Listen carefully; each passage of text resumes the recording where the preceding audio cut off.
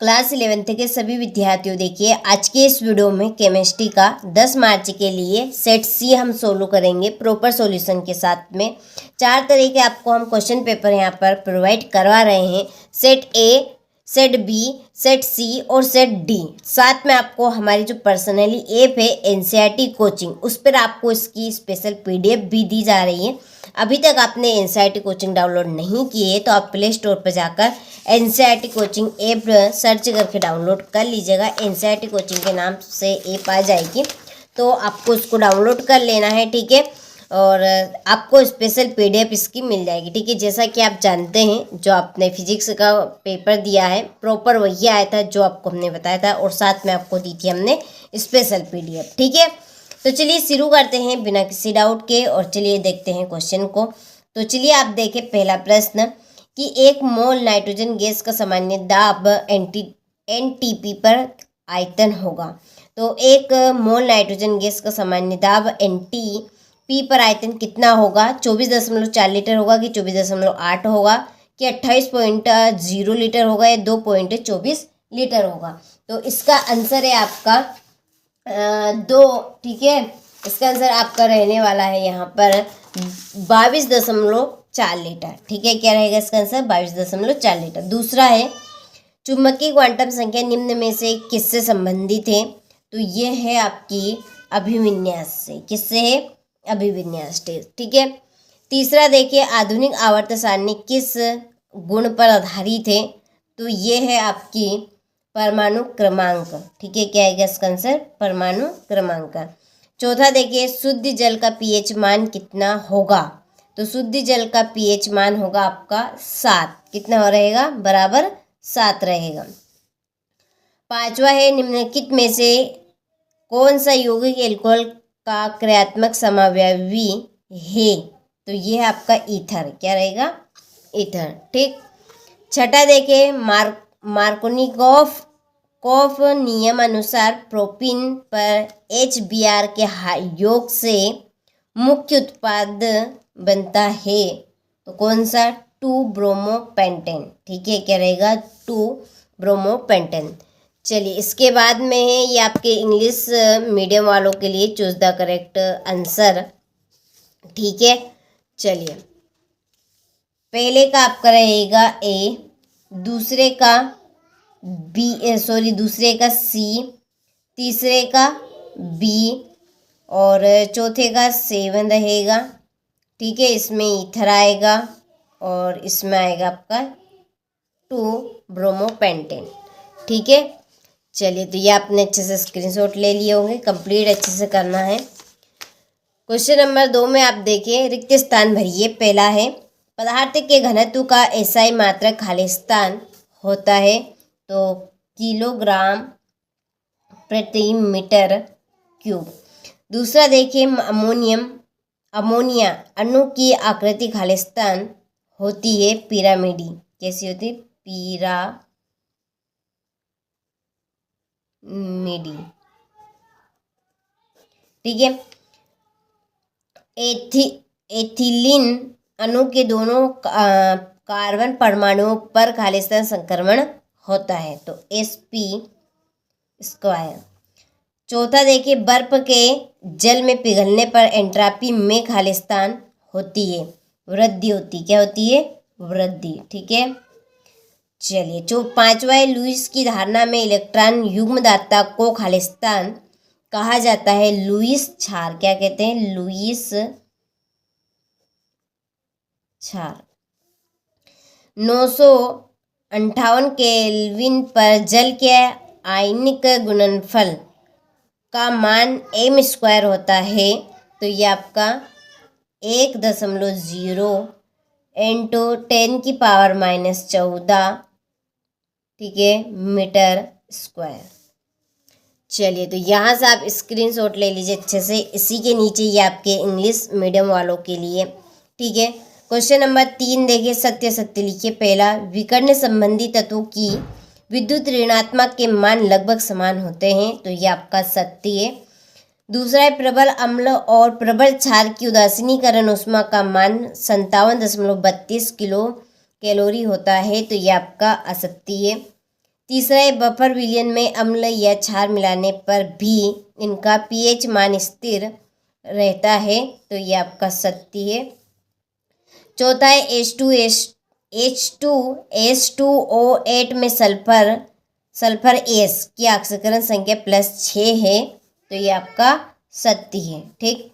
Carbonyl यौगिक नाभिकीय स्नेह प्रतिस्थापन अभिक्रिया देते हैं, तो ये असत्य, योगात्मक देते। कौन सी?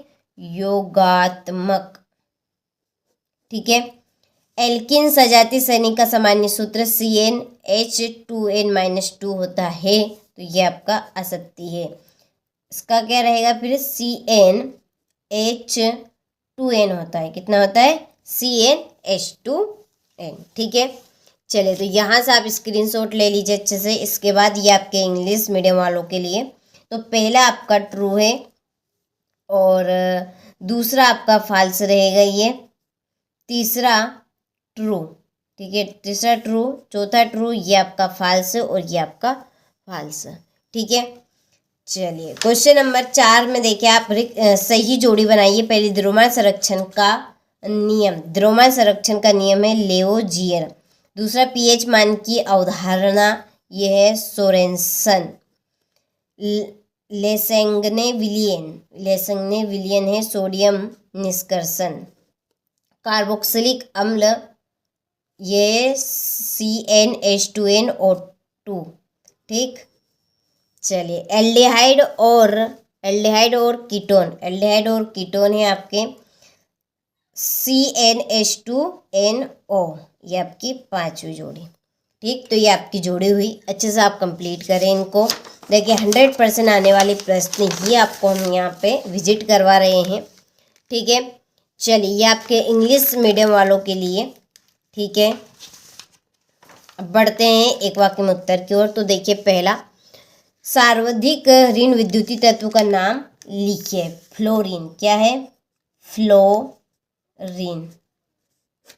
दूसरा है सल्फर टेट्राफ्लोराइड SA4 अणु की आकृति कैसी होती है? सीसा प्रकार की, सीसा। तीसरा है कार्बोनियन के कार्बन परमाणु पर कौन सा आवेश होता है? ऋणात्मक। कौन सा होता है? ऋणात्मक। पेपर क्रोमेटोग्राफी किस नियम पर आधारित है? वितरण के नियम पर। वितरण के नियम पे। ठीक है। फिनोल का रासायनिक सूत्र लिखिए। तो फिनोल का रासायनिक सूत्र है C6H5OH। ठीक। चलिए, तो यहाँ से आप स्क्रीनशॉट ले और इनको अच्छे से कंप्लीट करें। ठीक है। ये आपके इंग्लिश मीडियम वालों के लिए। देखिए छठा प्रश्न है, एवोगैड्रो नियम का कथन लिखिए। 7वां, ग्लूकोज के आणविक द्रव्यमान की गणना कीजिए, जबकि C=12 दिया है, H=1 और O=16 दिया है। ठीक है।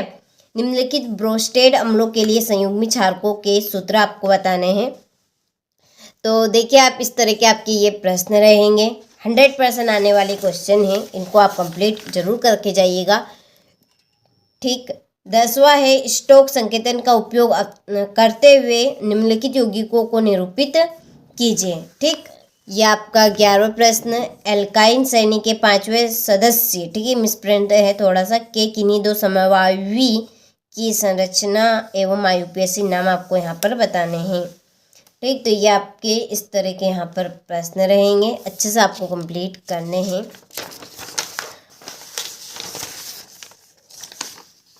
इसके बाद में आप यहाँ पर देखें क्वेश्चन नंबर ये आपका 13, कैल्शियम मिश्रण के निम्नलिखित मिश्रण के अवयवों को पृथक करने के लिए एक उपयुक्त तकनीक बताइए। कैल्शियम सल्फेट को कपूर से, एनिलीन तथा क्लोरोफॉर्म को सोडियम क्लोराइड एवं जल को।